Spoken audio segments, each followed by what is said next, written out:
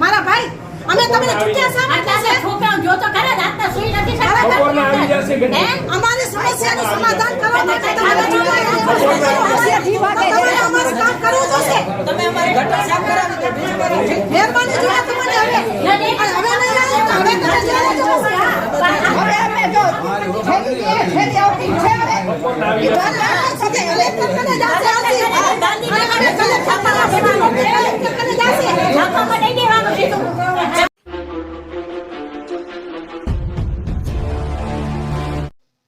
જે જીયુડીસી નો પ્રોજેક્ટ ચાલી રહ્યો છે ગટરનો, એના કારણે જે કામ ચાલુ છે એ કામને લીધે જે સમસ્યાઓ ઊભી થઈ છે એના માટે આજે આ પબ્લિક અહીંયા આવી હતી, એની રજૂઆતો સાંભળી છે અને એનું નિરાકરણ કરવા માટે અત્યારે બી એક ટીમ મૂકી છે અને એક ટીમ બપોરના બી મોકલવામાં આવશે. અત્યારના એ પ્રોજેક્ટ બે જગ્યાએ જીયુડીસી નો પ્રોજેક્ટ ચાલી જ રહ્યો છે, એની સમસ્યાનો પરમાનન્ટ સોલ્યુશન આવે જે એમણે રજૂઆત કરી બને કે ભાઈ એટલા ટાઈમથી પ્રોજેક્ટ શું કહેવાય સમસ્યાઓ છે, પણ એમની સમસ્યાઓનો અંત માટે સરકારમાં જીયુડીસીમાં જે પ્રોજેક્ટ ચાલી રહ્યો છે ડ્રેનેજનો, એ પ્રોજેક્ટ પૂરો થશે એના પછી એમની સમસ્યાનો કાયમી અંત આવવાનો છે અને એ પ્રોજેક્ટ હાલમાં ચાલુ છે. એના કારણે થોડીક સમસ્યાઓ વધી ગઈ છે, કેમ કે એ જે ડ્રેનેજ બનાવે છે એના કારણે એક બે ડ્રેનેજ બંધ કરેલા, એના કારણે એ પ્રોજેક્ટના કામને કારણે એ સમસ્યાઓમાં વધારો થઈ ગયો છે.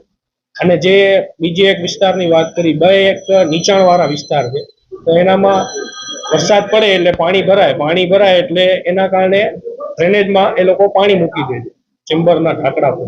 તો એ બી એ લોકોએ પણ થોડી તકેદારી રાખવી પડે કે એ ન કરે તો સમસ્યાઓ ઓછી આવે.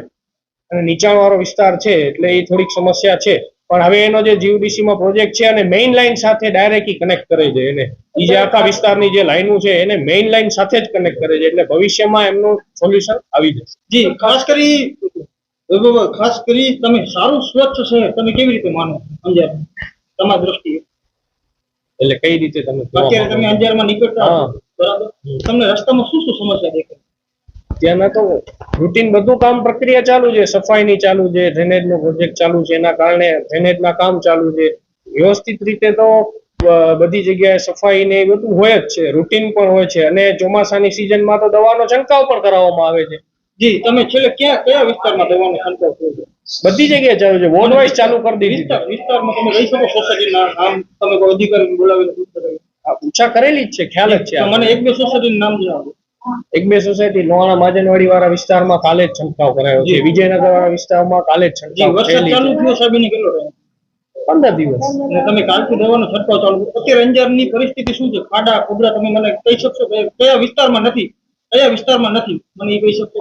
કયા વિસ્તારમાં તમને વધુ ખાડા છે? હાલો તમે અહીંયાથી ગાડી ચાલુ કરો, તમારા સાથે હાલો, તમે કયો આખા અંજારમાં તમને ખાડા છે? એવું કાંઈ નથી કે આખા અંજારમાં ખાડા છે, તો મારા કને એટલી સમસ્યા હોત. જે જગ્યાએ ખાડા છે એનું મેયર અને ધારાસભ્ય શ્રીએ જે આરએનબી સ્ટેટમાં આવે છે એને પણ સૂચના આપી છે, નગરપાલિકા લેવલે મેં નગરપાલિકામાં સૂચના આપી છે, અને આરએનબી પંચાયતનો રોડ છે એને પણ સૂચના આપી છે. અને મેઇન મુદ્દો છે કે જે ઢોરો છે ત્યારે વરસાદ પડે તો લોકો રોડ ઉપર આવી જાય, જેના કારણે અકસ્માત શું છે? ઢોરના કારણે અકસ્માત હજી સુધી અત્યારે અંજારમાં કોઈ થયો પણ નથી, અને અમે એને પકડવા માટે નંદી શાળામાં વાત બી કરી છે, અને ત્રિકમદાસજી મહારાજે અમને પરમિશન પણ આપી છે, અને મારો પ્લાનિંગ પણ રાતના અમે ઢોર પકડવાનું ચાલુ કરવાના જ છે. ત્રિકમદાસજી મહારાજે હમણાં જ મને પરમિશન આપી છે કે ભાઈ હમણાં મોકલજો, અત્યારે કોઈ વાંધો નથી, એવી વાત પણ એમણે કરી છે, અને એમણે કીધું છે કે મોકલજો ઢોર, એટલે અમે એ બી ચાલુ કરવા. જી સાહેબ, છેલ્લો પ્રશ્ન, પ્રી મોન્સૂનની જે હોય કામગીરી અગાઉ શું કામગીરી કરવામાં આવી? પ્રી મોન્સૂનની કામગીરીમાં પ્રી મોન્સૂનની જ કામગીરી કરવાની, જે મોટી મેઇન લાઈન હતી એને ચોકઅપ જે ન થાય એના માટેનું ગ્રેપ બકેટ મશીનથી એને સાફ કરવામાં આવ્યા છે, અને વરસાદી જે નાળા છે એને વરસાદી નાળાને પણ સફાઈ કરવામાં આવી છે, જે જગ્યાએ જે નાલા પડે છે વરસાદી એને પણ સાફ સફાઈ કરવામાં આવી. અત્યારે બધી જગ્યાએ તો પાણી ભરવાનો પ્રશ્ન કેવી થયો છે? કોઈ એવી જગ્યાએ નીચાણવાળા વિસ્તાર સિવાય કોઈ જગ્યાએ પાણી ભરવાનો પ્રશ્ન મારા ગઢવાડીના કંટ્રોલ રૂમમાં હું કંટ્રોલ રૂમ પર રાખું છું, તો મારા પાસે 2 થી 3 જે જગ્યાએ નીચાણવાળા વિસ્તાર છે એ જ જગ્યાએ આવે છે, એના સિવાય કોઈ બીજી કોઈ જગ્યાએ આવતું નથી. જી. જે નીચાણવાળો વિસ્તાર છે ને ત્યાં મેઇન અત્યારે જે મેઇન મુખ્ય પ્રશ્ન છે ગટરનો એને લઈને તમે શું કહેશો? કારણ કે મારા પાસે તમે એમ કીધું કે સફાઈ છે, તો મારા પાસે ફોનમાં 2 દિવસ પહેલા ક્લિક કરેલા ફોટા છે, ચારે બાજુ ગંદકીનો માહોલ છે. પહેલી વસ્તુ મારી વાતનું તમે ધ્યાન દેજો, હું તમને એને લાઈવ દેખાડું અત્યારે તમે ભેગા આવશો ને તો તમને 50 જગ્યા દેખાડું ક્યાં ગંદકી છે, ક્યાં કેટલો કચરો જાય છે. અને બીજી વસ્તુ ક્લાસ ગટરનો પ્રશ્ન આ જીવન અંજાર માટે કેમ અભિશાપ બન્યો છે? એવો કોઈ ગટરનો પ્રશ્ન કહેવાય કે અભિશાપ એસી જેવું ચેમ્બરમાં નથી. બેસી સાહેબ ખબર નહીં પડે. તમે ગ્રાઉન્ડ ગ્રાઉન્ડ ઉપર જ વાત કરીએ છીએ તમે આપણે. ક્યારે તમારી અંજાર સાથે મુલાકાત કરશું ને ગમે ત્યારે કરીએ છીએ. આજે લેશો સાહેબ 5 વાગે આપણે બે ભાઈ આવીએ. લેશું ને મુલાકાત અને લેવાની. સાહેબ હું બાકી તકલીફ હશે જીરો ગ્રાઉન્ડ ઉપર સાહેબ તકલીફ હશે તો એનું નિરાકરણ લેશું ને. સાહેબ નથી થતો નિરાકરણ. તમે પત્રકારની રીતે વાત કરો છો કે પબ્લિક રીતે વાત કરો? સાહેબ, તમે ક્વેશ્ચન મને એ રીતે કરો છો કે ગ્રાઉન્ડ લેવલ ઉપર હું તો જાઉં જ છું અને હાલવા બી તૈયાર ના, છું. ના, ના, ના સાહેબ મારા પોતાના વિસ્તારમાં સાહેબ દિનેશભાઈ લાઈનમાં સવારે તને ફોન આવ્યો તો કેટલી ગટરનું પાણી જાય છે તને આવ્યો તે મારા નંબર આપી દો સવારે. તો એ તો સાહેબ અનેક જગ્યા છે. મેં એ જ કીધું જે જગ્યાએ પ્રોજેક્ટ ચાલુ છે ત્યાં સમસ્યાઓ વધી ગઈ છે. પ્રોજેક્ટ પતશે એટલે એ નિરાકરણ અમે એવું નથી કે ટેમ્પરરી સોલ્યુશન લાવવું છે કોઈ પણ વસ્તુનો. પ્રોજેક્ટ ચાલુ સાહેબ થયો ને કેટલો ટાઈમ પ્રોજેક્ટ ચાલુ થયો એને 6 મહિના થયા. તમારે કેટલા ટાઈમથી તકલીફ છે બેન? અમે જિંદગી જીવી હા, વાત જ ઈ છે ને કે જે પરમાનન્ટ સોલ્યુશન લેવાની વાત છે.